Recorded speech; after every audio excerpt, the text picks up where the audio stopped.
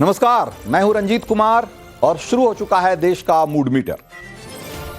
तो ऑपरेशन सिंदूर में स्वदेशी हथियारों की जो सफलता देखी गई है उसकी कहानी आज पूरी दुनिया सुन रही है और आकाश और ब्रह्मोस की गर्जना से पाकिस्तान आज भी कांप रहा है। एक तरीके से लड़ाई में पाकिस्तान के चाइनीज हथियार बुरी तरीके से फेल हुए थे और उस झटके से चीन अब तक ठीक से उबर नहीं पाया है। लेकिन चीन और पाकिस्तान दोनों को टेंशन देने वाली एक और खबर आ गई है, क्योंकि भारतीय सेना को एक और जबरदस्त स्वदेशी शक्ति मिलने जा रही है। एक ऐसा युद्धपोत जिसके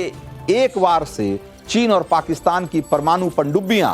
पानी में ही टूटकर बिखर जाएगी, और एक ऐसा साइलेंट किलर जिसकी मौजूदगी की भनक दुश्मन को लगने से पहले ही दुश्मन का काम तमाम हो चुका होगा।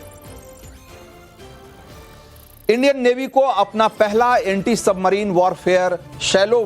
वाटरक्राफ्ट आईएनएस अर्नाला मिलने जा रहा है। अर्नाला युद्धपोत आत्मनिर्भर भारत का एक नया प्रतीक है। 1490 टन वजनी और 77 मीटर लंबे अर्नाला युद्धपोत को कोलकाता के garden reach ship builders and engineers और एल&टी शिप बिल्डर्स ने दोनों ने मिलकर एक ज्वाइंट वेंचर में तैयार किया है। इसको जरा समझिए कि इसकी ताकत क्या है। उसको इस तरीके से समझिए कि anti submarine warfare shallow watercraft कहते किसको हैं और इसकी क्या खासियत है अर्नाला की, इसको जरा थोड़ा विस्तार से समझिए।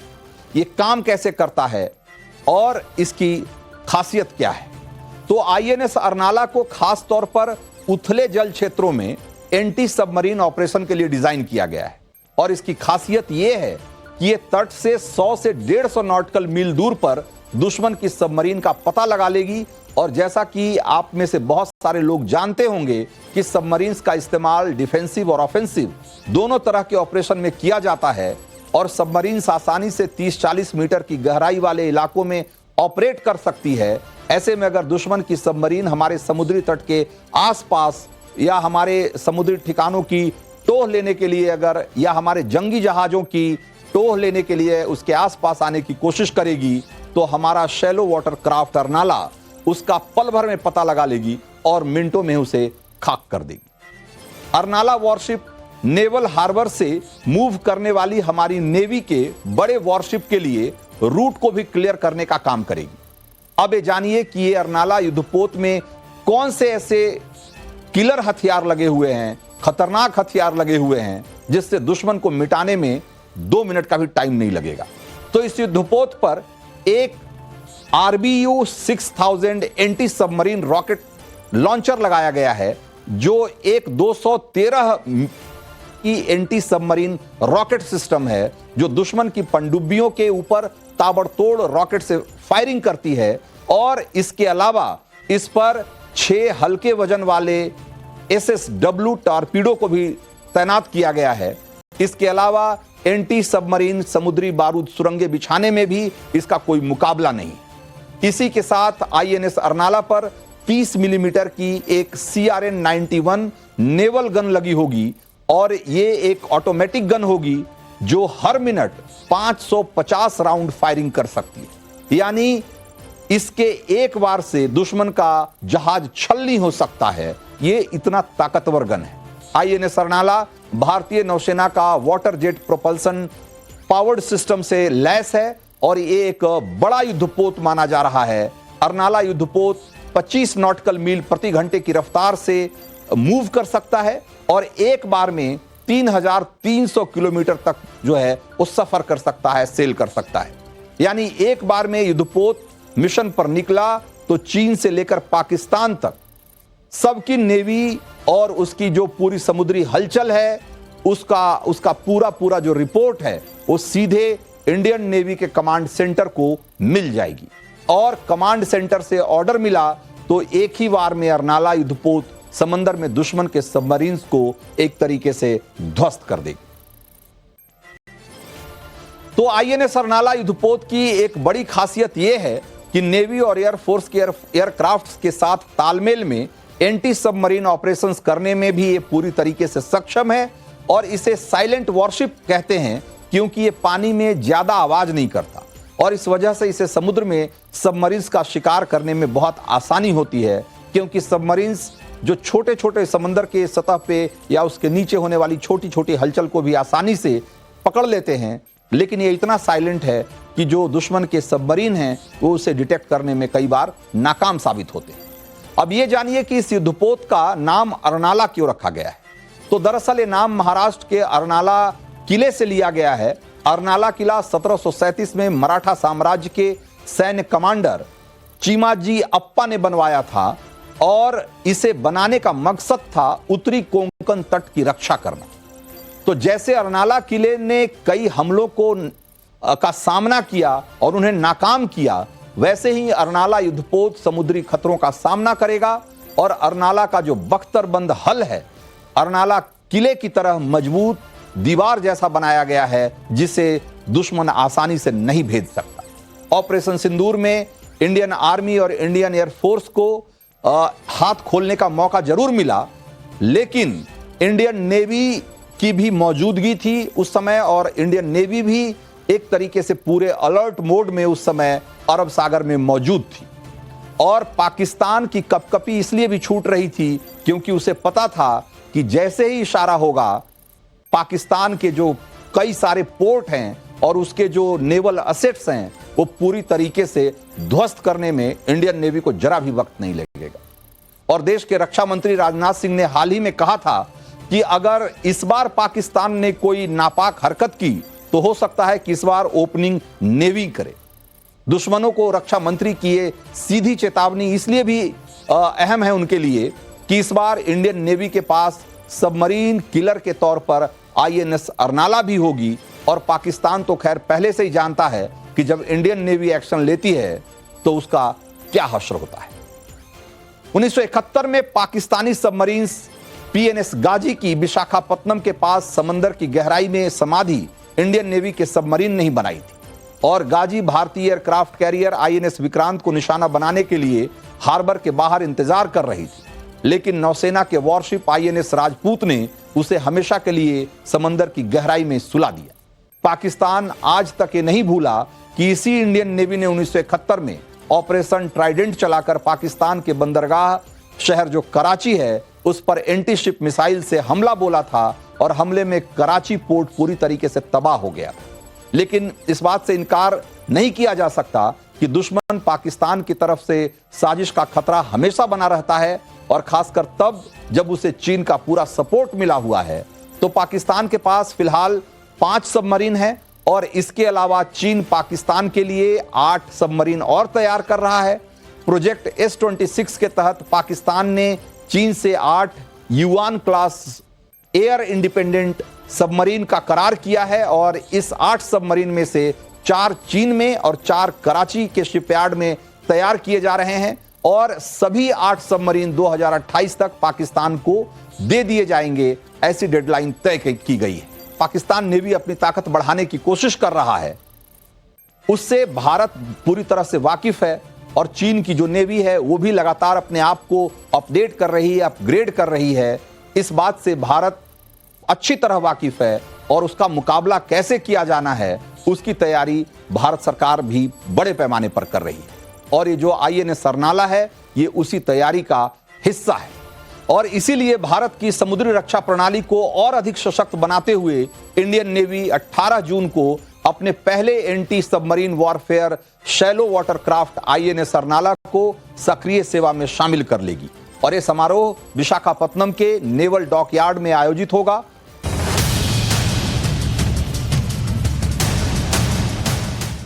तो क्या देश में फिर से नोटबंदी की तैयारी है? क्या सरकार अब 500 रुपए का नोट भी बंद करने का मन बना चुकी है? सोशल मीडिया पर पिछले कई दिनों से एक वीडियो सर्कुलेट हो रहा है जिसमें दावा किया जा रहा है कि ऐसा होने वाला है। सरकार ने 500 रुपए के नोट को बंद करने को लेकर हरी झंडी दे दी है। 11 मिनट लंबे इस वीडियो को 4.5 लाख लोगों ने देखा है और इसके वायरल होने के बाद 500 के नोट के बंद होने की खबरें तेजी से फैलने लगी और इसी के बाद सरकार को सामने आकर इसका खंडन करना पड़ा है। सोशल मीडिया में सर्कुलेट हो रहे वीडियो में यह दावा किया जा रहा है कि सरकार मार्च 2026 तक 500 रुपए के नोटों का चलन बंद कर देगी।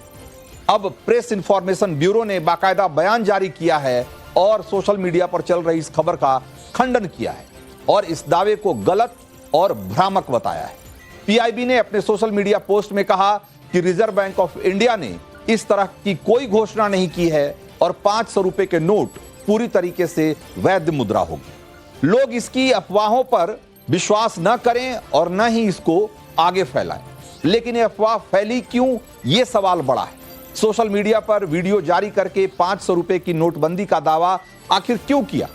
और यह भी समझना जरूरी है कि इसके पीछे, इस अफवाह के पीछे कौन लोग शामिल हैं। तो कुछ दिन पहले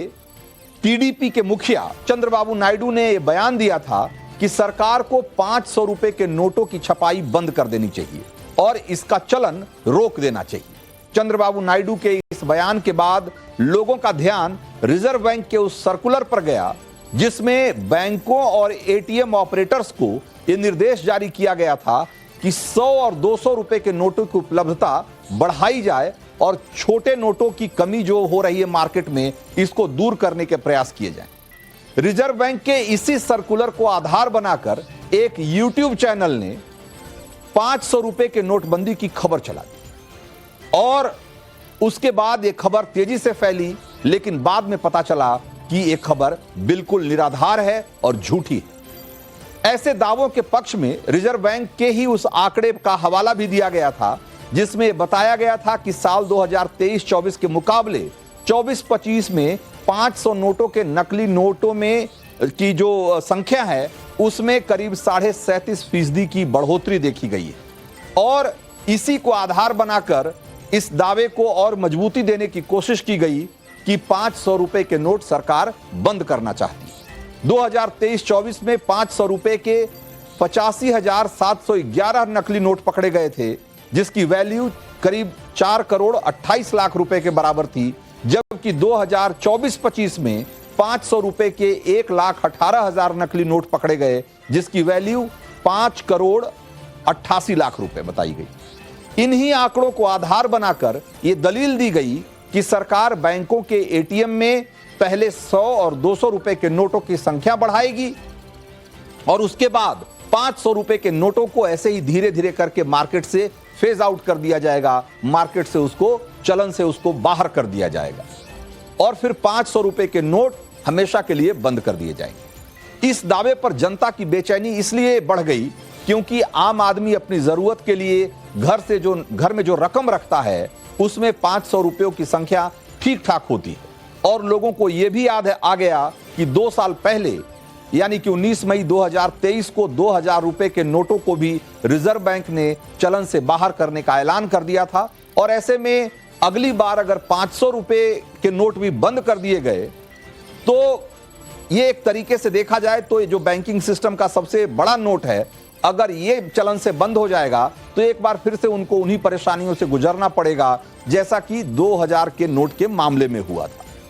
खैर, सरकार ने अब तस्वीर साफ कर दी है और एक क्लियर कर दिया है कि 500 रुपए के नोट की नोटबंदी का कोई प्लान नहीं है। अब ऐसे में सवाल उठना भी वाजिब है कि फिर क्यों सरकार 500 रुपए के नोटों की जगह 100 और 200 रुपए के नोटों के इस्तेमाल को बढ़ावा देना चाहती है। तो इसके एक नहीं कई कारण हैं और इसके जिसमें कहा जा रहा है कि 500 रुपए के नोटों का सर्कुलेशन कम करना रिजर्व बैंक के लिए जरूरी इसलिए हो गया है कि जरा उसके लिए आपको इस बात को समझने के लिए 2 तस्वीरों को जरा देखिए। पहली तस्वीर हम आपको दिखा रहे हैं, ये भुवनेश्वर के रूरल वर्क डिपार्टमेंट के चीफ इंजीनियर बैकुंठनाथ सारंगी के आवास की तस्वीर है और ये ओडिशा के विजिलेंस डिपार्टमेंट के छापे में इनके घर से जो बरामदगी हुई है उसमें फ्लैट से 202 करोड़ से ज्यादा की रकम के नोट बरामद किए गए जो कि 500 रुपए के बंडल के रूप में थे और छापे की खबर लगते ही आरोपी चीफ इंजीनियर ने 500 नोटों के बंडलों को फ्लैट से बाहर फेंकना शुरू कर दिया था जो बिल्डिंग के नीचे सीमेंट की शीट पर आपको दिखाई दे रही। और जो दूसरी तस्वीर है वो जस्टिस यशवंत वर्मा के दिल्ली वाले घर के स्टोर रूम की है जहां बड़ी तादाद में 500 रुपए के नोट के बंडल बरामद हुए जली हुई हालत में, क्योंकि घर में जो आउट हाउस था उसमें आग लग गई और उसके बाद वहां रखा हुआ बड़ी मात्रा में जो 500 रुपए के जो बंडल थे वो जल गए। बताया जा रहा है कि ये करप्शन के मामले में, ये दोनों ही मामले जो है करप्शन के जुड़े हुए थे और करप्शन के जितने भी मामलों में छापेमारी होती है, सीबीआई की या ईडी की या लोकल एजेंसियों की, 500 रुपए के नोटों के बंडल सबसे बड़ी तादाद में पकड़े जाते हैं। और ये स्वाभाविक भी है, क्योंकि जो ब्लैक मनी है वो ज्यादातर लोग बड़े नोटों के रूप में रखते हैं, 500 रुपए के रूप में रखते हैं, 500 रुपए के नोट के रूप में रखते हैं। तो लेकिन एक बात यहां और स्पष्ट तरीके से जान लेना जरूरी है कि 500 रुपए के नोट कोई ब्लैक में रखा जा रहा है, इसलिए सरकार इसको बंद नहीं करना चाहती। सरकार बंद करने को लेकर के कोई सरकार के पास ऐसी कोई प्लानिंग नहीं है, और सरकार ने बिल्कुल स्पष्ट शब्दों में कह दिया है कि 500 रुपए के नोट को चलन से बाहर करना उनके एजेंडे में दूर दूर तक नहीं है। हां, उसकी बजाय 200 और 100 रुपए के चलन को क्यों बढ़ावा देना है, उसको जरा समझना जरूरी है। 500 रुपए के नोट भी चलते रहेंगे, लेकिन 100 और 200 रुपए के नोट बढ़ाए जाने इसलिए जरूरी है क्योंकि मार्केट में कई बार लोगों को 200 और 100 जो चेंज की जरूरत होती है, जिसको छोटे छोटे खर्च करने की जरूरत होती है, उसमें लोगों को चेंज मिलना जो है धीरे धीरे मुश्किल हो रहा है। इसलिए सरकार चाहती है कि 100 और 200 रुपए के नोट का चलन भी पर्याप्त मात्रा में हो, ताकि लोगों को खुदरा जो पैसे की जरूरत होती है उसमें कोई दिक्कत नहीं हो। तो एक बात तो साफ है कि सरकार अगर 500 रुपए के नोट की जगह 100 और 200 रुपए के नोटों का चलन बढ़ाना चाहती है, तो उसके पीछे जाली नोटों के चलन को बाहर करने या भ्रष्टाचार पर नकेल कसने की जो रणनीति है, वो उसका एक हिस्सा, उसका थोड़ा बहुत असर हो सकता है। क्योंकि ब्लैक मनी के लेन देन का जो जरिया है वो बड़े नोट ही होते हैं, लेकिन 500 का नोट अब इतना बड़ा नोट भी नहीं है कि उसको चलन से पूरी तरीके से बाहर कर दिया जाए। बल्कि इसके पहले जो 2000 के नोट थे उसमें ब्लैक मनी ज्यादा पकड़ी जा रही थी, लेकिन और उसके एक तरीके से ऑप्शन के रूप में 500 रुपए के नोटों के चलन को बढ़ावा दिया गया था, और अब 500 रुपए के नोट भी बाहर कर दिए जाएंगे। ये जो खबर है, ये जो अफवाह है, बिल्कुल निराधार है और इस पर बिल्कुल आप गौर ना करें। तो एक आपको रिजर्व बैंक का एक ताजा आंकड़ा भी आपको दिखाता हूं, और उसके बाद पूरी तस्वीर आपके सामने साफ हो जाएगी। 31 मार्च 2024 को देश में 500 रुपए के 881 करोड़ 65 लाख नोट चलन में थे, और ये नोट देश में अभी चल रहे कुल नोटों का करीब 40.9% है। और मूल्य के हिसाब से अगर देखें तो कुल मुद्रा का 86%, जबकि 31 मार्च 2024 को देश में चल रहे 100 रुपए के नोटों की कुल संख्या 426 करोड़ 61 लाख 30 हजार थी। यानी कि चलन में शामिल जो 500 रुपए के नोट के मुकाबले अगर देखा जाए तो उससे करीब करीब 50% कम है। और उसी तरीके से 31 मार्च 2024 को देश में जो नोट चल रहे थे, उसमें 200 रुपए के नोटों की जो कुल संख्या थी वो 132 करोड़ 63 लाख 10 हजार थी। यानी 500 रुपए के नोटों से 6 गुना से भी कम। अब आप इसी से अंदाजा लगा लीजिए कि देश में जो 500 के अनुपात में 500 रुपए के जितने नोट चल रहे हैं, उसके अनुपात में 100 और 200 रुपए के नोटों का जो चलन है या उनका जो अनुपात है वो कितना कम है।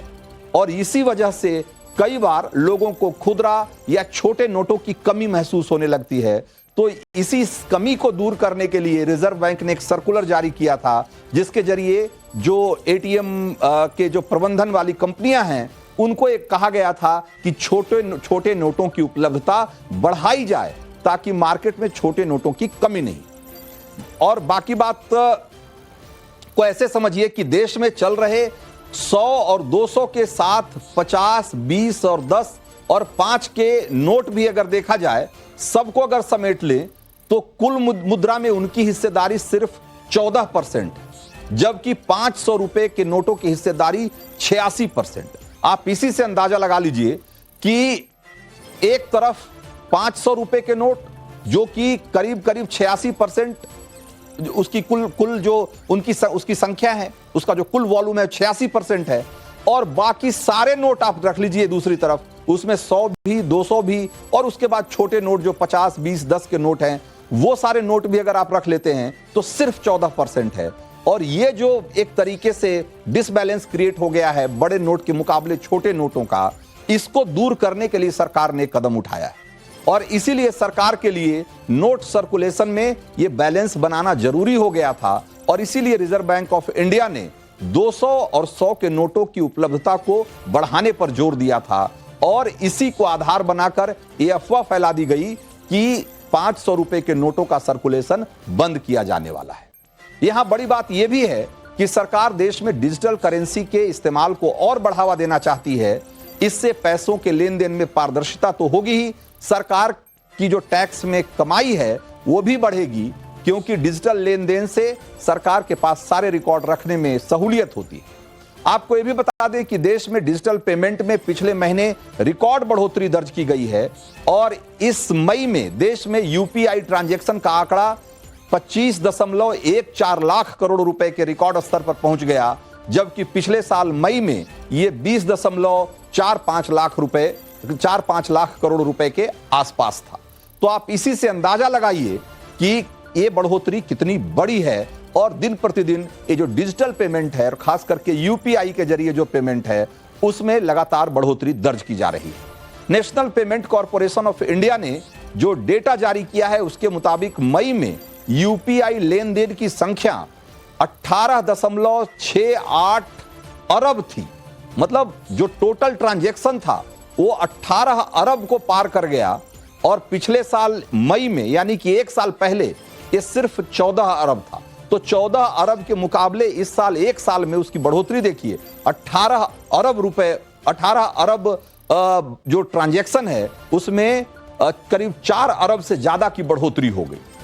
तो ये जो ग्रोथ है ये 33% से भी ज्यादा ग्रोथ बताया जा रहा है, जो कि देखा जाए तो एक बहुत ही हेल्दी ग्रोथ कहा जाएगा। सरकार इस रफ्तार को और तेज करना चाहती है और ऑनलाइन रियल टाइम पेमेंट को बढ़ावा देना चाहती है और इसके लिए 500 रुपए के नोटों के लेन देन पर कंट्रोल करने की जरूरत है। बड़े नोटों पर इसका इस्तेमाल घटाकर छोटे नोटों का इस्तेमाल बढ़ाने की रणनीति इसलिए भी जरूरी है कि इससे सरकार अपने आर्थिक सुधारों को लागू करने और अपनी मौद्रिक नीति को बेहतर ढंग से लागू करने का उसको एक मौका मिलता है। बैंकिंग और फाइनेंशियल सिस्टम में स्थिरता आती है और महंगाई पर काबू पाना भी आसान होता है। और यही वजह है कि सरकार बैंकिंग सिस्टम में 500 रुपए के नोटों की संख्या घटाकर 100 और 200 रुपए के नोटों का चलन उसको ज्यादा बढ़ाना चाहती है और उसको एक तरीके से लोगों के बीच ज्यादा लोकप्रिय लेन देन का ज्यादा लोकप्रिय माध्यम बनाना चाहती है। और लेकिन इसीलिए मैं बार बार आपको कह रहा हूं कि ये जो अफवाह चल रही है कि 500 रुपए के नोट गायब हो जाएंगे, सरकार दूसरी बार नोटबंदी कर देगी, ये सारी अफवाहें, इसका कोई मतलब नहीं है, इसका कोई आधार नहीं है। 500 रुपए के नोट जैसे चल रहे हैं आगे भी चलते रहें।